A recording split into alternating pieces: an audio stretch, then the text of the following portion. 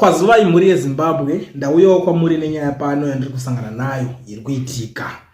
Vamunangagwa mutungamiriri webato reZANU-PF vari kuatakwa nevanhu vakawanda vachinzi vakatengesa nyika kumaChina. Ndo nyaya yandiri kusangana nayo. Izvi zvabuda kana kuti tasangana nazvo mushure mekunge ivo vataura pachidziro chavo vachitaura kuti ndapedza zvandanga ndachiita ndichifambira kuChina asi ndakubva zvangu munyika yeChina ndichidzoka. So vari kutaura kuti my successful visit to China and the FOCAC 2024 summit is come to an end. We have laid the groundwork for greater cooperation between Zimbabwe, Africa and China. Exciting times ahead as we turn these discussions into action. Ndo mashoko avabuda nawo vamunangagwa vachitaura avabuditsa through chidziro chavo vachitaura izvozvo. Asi ndo pataona vana veZimbabwe vazhinji vari kuratidza kuti havana trust, havavimbe navamunangagwa zvamuchose nekuda kwezvikonzero zvakasiyana siyana zvekuti tikada kutanga kuzvitaura zvizhinji zvacho hazvipere. Munongoziva zvinhu zvinotaurwa nemaZimbabweans zvakawandisa. Asiwo pana ndiri kuzoona vamwewo pana pavari kubudawo vari kutaurawo kuti MOUs asina basa and no loan at all from the 51 billion given to Africa. Asi Zimbabwe is on another continent re oro munongopiwa mari munoidya kudenga oro kana kuti munoidya kunge mushonga wemusana. Ndomwe mubvunzo uri kutaurwa. Pane nyaya yakataura chinzi 51 China yakaoffer Africa 51 billion. You understand? So ya offer 51 billion ndo nyaya iri kubvunzwa nokuti saka mari dzacho dzatisingaone dzinoshandei. Munenge makazvifambisa sei? Asi nde mushonga wemusana here inongojikiwa inongotora moto ngopedzera mukudya. Ndo nyaya yanga iri kutaurika panapa yandiri kuona iri kutaurwa iyi kuti saka imimi haufai baba boy here baba mungorwa mari kunga mushonga wemusana. Kozi vanhu vachatombo trust zvamuchose avatembe timhiri zvamuchose nekuda kwenyaya dzimwe dzakamboitika kumashure. Umwe wari kubudawo panapa ari kuti mukuru mawisire nyika pasi henyu sure kudhaya zvibhorani muHarare here vakomana. Ndo nyaya imwe vari kuyeuchidzwa vari kutoudza vari kuti ndakudzoka kuZimbabwe ndapedza nezvekuChina.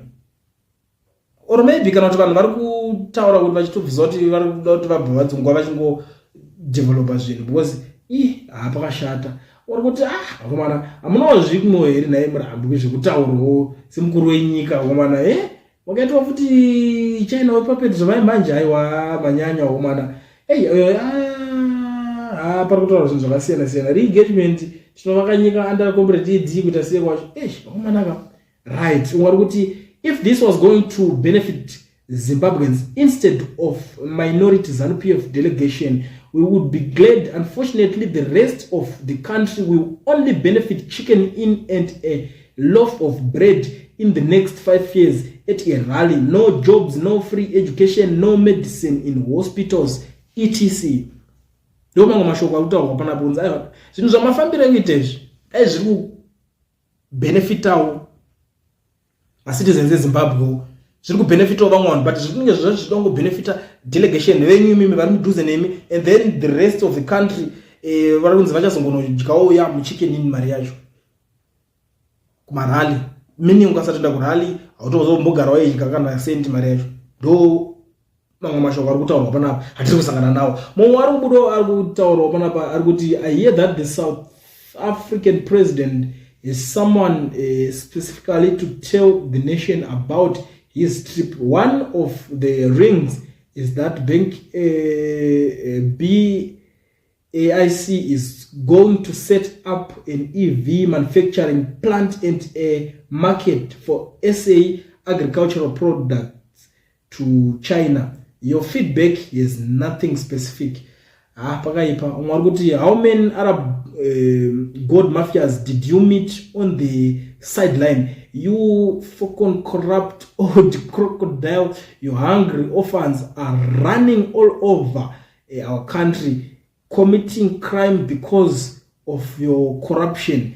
And this one iri kubva kune South African ari kukomenda achitaura kuti vana vako shuwa vari kuzara kuno kwese, iwe uchiita zvako zveworiko. Ndo iwe comment iri kubuda kubva kune mumwe munhu wa South Africa vari kuti good, but these Chinese people are coming with their engineers, technicians, yellow machine operators, artisans, HRS accountants, Toyota ma general hands and nema degrees here in this project. Please, if you could come up with some legislation to protect the local skilled labor.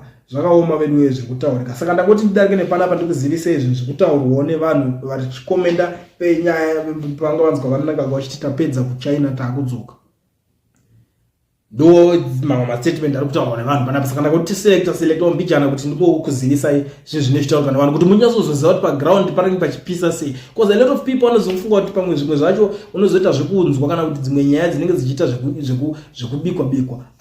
Aiwa fair tinenge chitoningina zvinhu zvinenge zvitoripo paground. Saka ndakoti ndidarike nepanapa ndikuzivisei. Handiziva kuti nyaya iyi makatarisawo imimi munoiona sei kana kuti mune zvinhu zvamuri kudawo kutaurawo here panyaya iyoyo. Mugara mandudza in the comment section, but the most important thing kusiya wa like foot this video.